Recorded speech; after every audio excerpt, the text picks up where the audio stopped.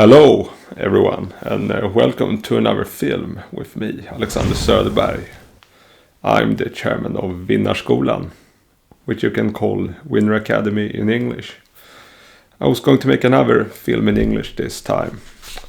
I'm trying to make a habit of doing at least one of these a week, and these won't be very heavy edited since I have very limited time for editing overall. But I'm going to talk about something in this movie that probably affects, it's going to touch many Americans, but also many people who been in America for some time but then left the country and don't regret it. I'm one of those people. So what I'm going to talk about in this film is why I left the United States 11 years ago. Well, in June it's going to be exactly 11 years ago. And there are many reasons for why I did that. Overall, I have no hate or what do you call it, or don't hold a grudge against the United States or Americans in any particular way. I'm in fact very grateful that I got the opportunity to remain in that country for almost 6 full years. And I'm to this day very grateful for that. But there are certain things with America that just didn't click with me. Things that would affect my life so much that I wouldn't consider it worth staying. And that was exactly my thought after approximately 5 years in the country, that I'm going to be here for 1 more year. Then as soon as I'm done with my master's degree, I go back to Sweden again. And that's what I did. And I never looked back. Well, I went back to some trips as a tourist, yes, but never went back there to live there again. And there are many reasons for that, and I don't regret it to this day. I felt that was the right thing to do then, and I still feel I made the right decision.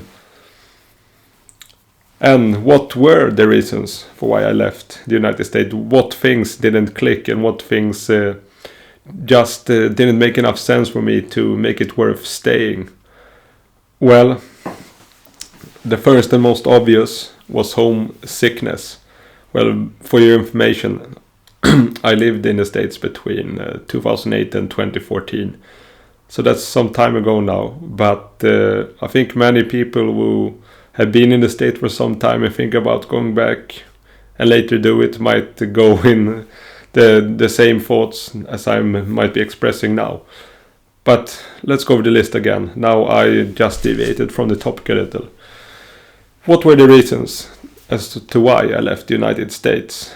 Well, the first one was the most obvious, and that was homesickness. It was fun the first 4 years in New Rochelle, New York, and at Iona University as a collegiate runner and athlete. It was 4 fun years. And after those 4 years, I felt, I could be in this country for another few years and it would probably still be as fun. So that's why I applied for my master's degree at a few universities. One of them was Northern Arizona University. And for me, that was a kind of a dream come true, because then it meant I could train in my spare time and at high altitude and try to become as good of a runner as I could be. And that's probably why I overtrained a lot and ran too many miles per week. But then I didn't have any homesickness. This was around 2012. So I went off to Arizona in the summer of 2012. And it was not till the year after, in 2013, that the homesickness started to come. I missed the summers back home, where it's light all day long and the sun just sets for a few hours, short hours, but it's still light outside. You still don't need a flashlight in the middle of the night or anything. That's what I missed. And I missed the more temperate summers. Summers that never get too hot. In the mainland US it gets very hot in the summer. I've experienced. Then it was just the food, the people, being able to speak my native language, which is Swedish, with lots of other people, with my countrymen, knowing this, sharing their struggles and concerns about daily life that might be the same for me. I never had that same sense of connection with the Americans. It felt like still after almost 6 years that I was a foreigner or an odd bird in a country that wasn't mine, or that I never wanted to become, a real part of. If you understand what I mean. Sweden and Scandinavia was still my home. It was in my heart so much that I felt, I need to go back when I'm done. Remaining here is not going to make me any happier. I think it's going to make me very miserable in the long run. And although it was hard time, the first half year or year after moving back, it was still very much worth it to this day, and I don't regret it. So homesickness is a very serious thing, and you should take it seriously. If you've been in another country for a few years, listen to that gut feeling. Don't distrust it. I trusted it, and it was the right decision for me. So that was the first one. That was homesickness. The other one was just quality of life in general. Nothing bad about America, but it seems like the quality of life are in many areas quite poor. Might be a little better in smaller towns and cities, where the stress is not as high and the pace is not as high. But still, it seems like many people live just to work and to make money, and then maybe have a little spare time on the side. And then you have a very tiny window where you're gonna fit in like exercise, your social relations, social activities, going out to meet people, helping people out. And there's not much more time than to work and live to work in the United States. That's the feeling I get. And just needing to have a car wherever you go. That's also one thing that's lowering your quality of life, and not being able to find high quality fresh produce food so easily. If you do, it will cost you a fortune. So the little things like quality of life, and quality of life for me, that's not just working all week long, like 60 plus hours without being compensated, just to enjoy some little spare time on the side and being grateful for that little spare time. No, that's not quality of life for me. It's not all about the material things. It's also about the time you can buy. And if you can't buy yourself any extra time, then what's the point with having spare time or any quality of life at all? Then you might just give it in and work all your waking time instead. And in Sweden and many European countries, you have a balance, a work-life balance. That's maybe what I should call this point, work-life balance, instead of quality of life or whatever. Is that you work, you get your work done, and you still have time to meet up with friends, family, social activities, exercise, go out for a walk in nature, and things like that. And I like to have that balance. I don't want to have too much work. Or too much spare time too, for that matter. But there got to be a balance if you want to be satisfied in life. And I felt like in the States I didn't have that balance. It was just work, and hustling all the time. And that for me, that's not a good quality of life. Number 3 is car dependency. Although I have had a driver's license since age 19, yes, I know in the American ears that might sound very late. But in European countries, you can't pass a driver's test or driver's license until you're 18 years of age. And 19 years of age is still considered quite young if you're from any city, any metropolitan area in any European country. So I've had that since 19 years old, but it still bugs me whenever I'm in the States that wherever I need to go, I got to have a car.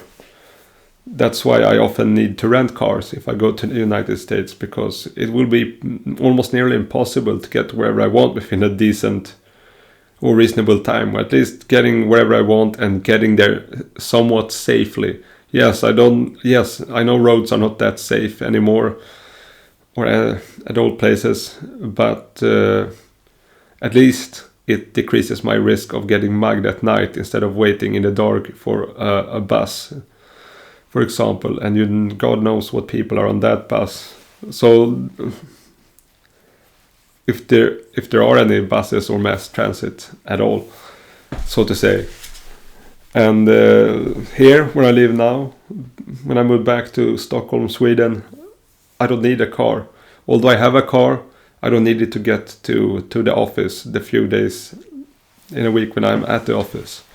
I take the bus and the metro in. It goes in less than half an hour. And because in the city I can't find a parking spot anyway, then I have to pay car tolls. So it's going to be a fortune. One day of parking in the city is probably going to cost me like 30 euro, like at least 35 euros just for the parking. Then another 10 euros or about 100 Swedish crowns for car tolls if I travel in during rush hour, for example. So no, it's definitely not worth it. But I'm glad I can choose to not have a car instead of being dependent on a car, like in the United States, which is a very car-centric country overall. And I'm happy that I don't need to have a car to get around in the city, that I can leave it at home, then that I only need it at certain occasions. So that was another thing, the car dependency and the lack of public transportation. Number 4, family and friends. To tell the truth, I had very little friends during the last 2 years when I lived in Flagstaff, Arizona, because most of my friends from my time in the US, they were collegiate friends from my cross-country and track team. And none of them lived in Arizona at the time when I went there. So it became quite lonely. I had very few, if any, friends outside of my academic pursuits, actually. And that was almost the loneliest time in my entire life, I remember. Coming home after hustling a day with my graduate work, exercising, TAing, as a teaching assistant, studies. I was exhausted and lonely when I got home there at 9, 10 at night. Not a sound, just knowing that I'm about 8,000-9,000 kilometers from home in another part of the world. I barely know anyone outside of school. It's lonely as hell. I don't want to feel this way. Got to travel back to Sweden when I'm done and meet up with some friends again and re-establish some friendships again. Being close to family and then the big family too, and the friends I had. And to this day, it was the right decision to make. I'm very glad I moved back home to Sweden for my social life. And there are plenty of places to socialize out in back in Sweden. They're not just some random bars and clubs like they might be in the States, if there are any clubs left at this point. And there are many public spots you can meet up with people. So it's a little better. Although Sweden is a very introverted country, I'm an introvert myself. And it can be very hard to meet new people. But there are at least certain places where you can do it. In the States, almost all of those places are gone or non-existing, if you understand what I mean. So for my social life was another reason I moved back. And being able to speak to them in friends and family in my own language is also part of the entire equation as well. Not to forgive, maybe I should say. But what was the 5th reason? That was work culture. Maybe gone into it a little in earlier in this film, but work culture in the United States is horrendous, to say the least. I would just consider it legalized slavery. If anyone thinks slavery was abolished during the American Civil War or at the end of it, think again. It just continued in corporate slavery form instead. What I mean is that when I heard stories and read stories about during my time in grad school about people who had to work all this extra time at their office without being compensated for it, just expecting by the boss to just suck it up boy, and do like 3 extra hours of work, not being extra paid for it or getting that time back later. That to me sounded insane. It sounded outrageous. And the little time you can take vacation during each year of work, because that's not mandatory by American laws, that it's up to every company to give out paid vacation.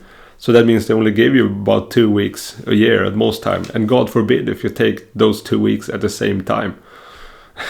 So that sounded all very insane to me. Instead of those 4 or 5 weeks, that's standard amongst other Western nations. It didn't sound very tempting to me, and that's why I decided to move back to Sweden, get a job there instead. Yes, it might not be as good or highly paid, but what's that extra pay gonna be worth when I can barely take any vacations or enjoy any spare and free time, and I have to pay for expensive ass insurances and everything else? No thanks, and in loneliness. So that was not an option as well. Much due to the working culture. Scandinavian working culture is much gentler. It's like, do what you're expected to do. If you do more than expected, you get compensated for it. But you get 5 weeks vacation each year. After each year you worked in at least. And that's good enough. And you're done when you're done. You're done at 5 or you're done at 6 or whatever set time. Most of the time. If you're not, you get it back sometime later, but you're not expected to stay like for 3-4 extra hours and never get it back. That's quite unheard of. It's illegal to do that. You treat your employees that way in Sweden, in Scandinavian and European countries. But now I'm gonna just run forward for the last 3 points very quick here. I've been talking a bit too long on these first 5. The 6th is the dating market, which is horrendous in the United States, especially for men. And especially for young men like me, like I was back then. Now I'm almost 37 years old, but back then I was 24, 25. And what I saw was did not make me want to get married over there, I can tell you that much. Not only were the prospects horrendous, no offense or nothing bad about American women, but many of them are not quite healthy, to say the least. So why would I like to settle for that?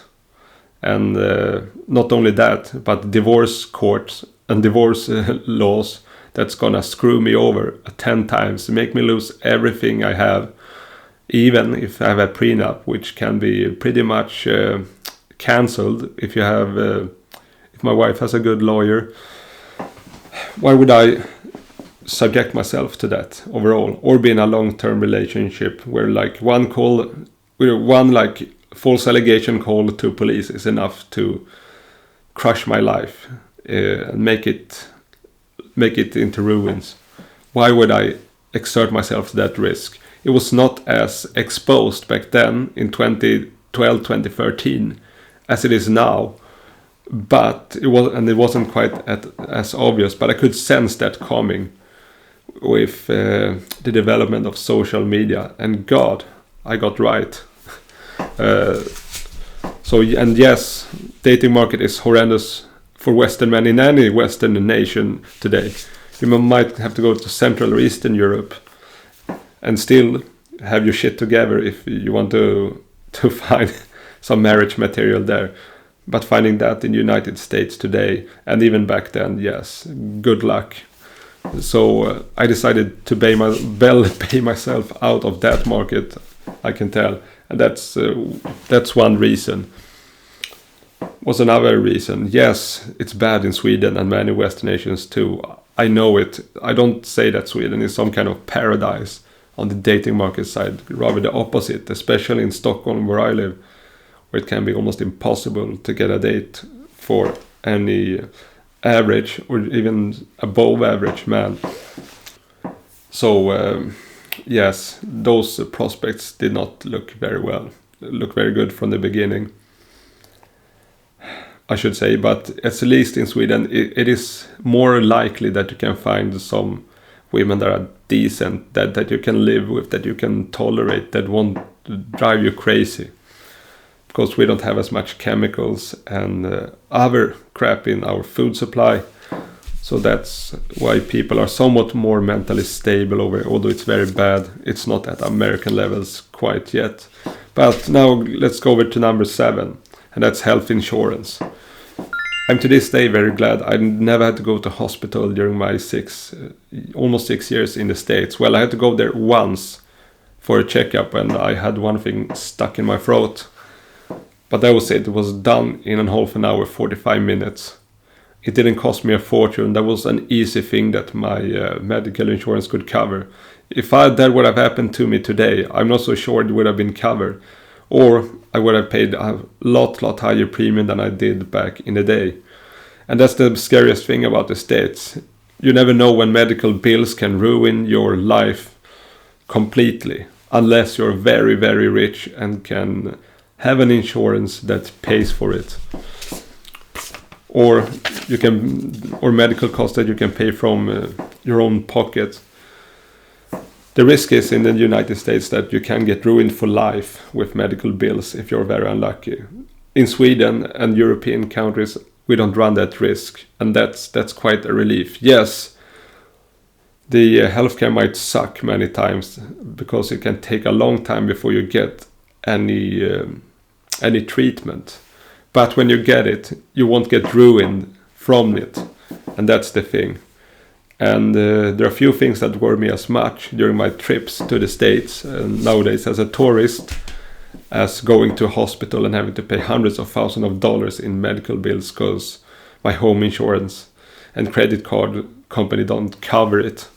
That's another thing. Lack of proper and affordable healthcare, and that's only accelerated since I moved back from the States 11 years ago. So that's another thing. That I don't need to have that stress on my back all the time. And the last one, number 8. Now I've been rambling or talking a bit too much now, but the cost of living is another reason as to why I moved back.